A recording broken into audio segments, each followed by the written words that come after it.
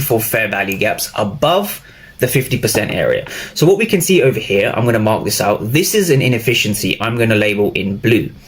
So this here in blue is a fair value gap, and it's a valid fair value gap because we are in the premium.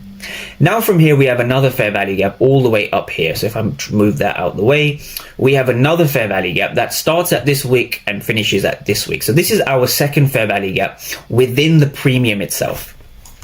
Okay, now from here we've done our 4-pillar approach up until this moment in price, and so we have a couple of things to look at now. We need to look at supply zones and demand zones, right? Let's start with supply zones. What is a supply zone, right? So a supply zone is essentially a bearish point of interest. It is a bearish POI, and the reason it's a bearish POI is because of 3 things, right? A bearish POI needs to break structure, it needs to be priced in the premium, and it needs to leave a fair value gap, right? These are the 3 rules to any valid POI.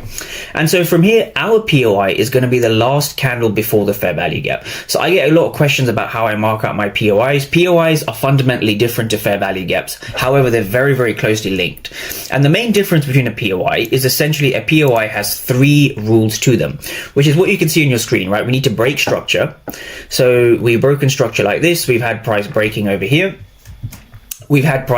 We're in a premium, so we're above the 50% area, and most importantly, we've left a fair value gap. The fair value gap is the most important concept because we know as a trader the market gravitates towards 2 areas. Anyone who's traded ICT understands the market gravitates towards 2 areas, right? The market will gravitate towards liquidity and fair value gaps.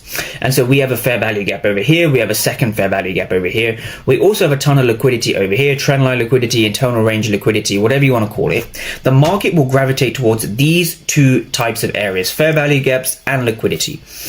And so from here now, if we continue to play price on a little bit, we can see how price attempted to head higher before we had the ultimate breaker structure to the downside. And so from here now, we need to understand a couple of things, right? Let's clear up the charts and see what I mean. So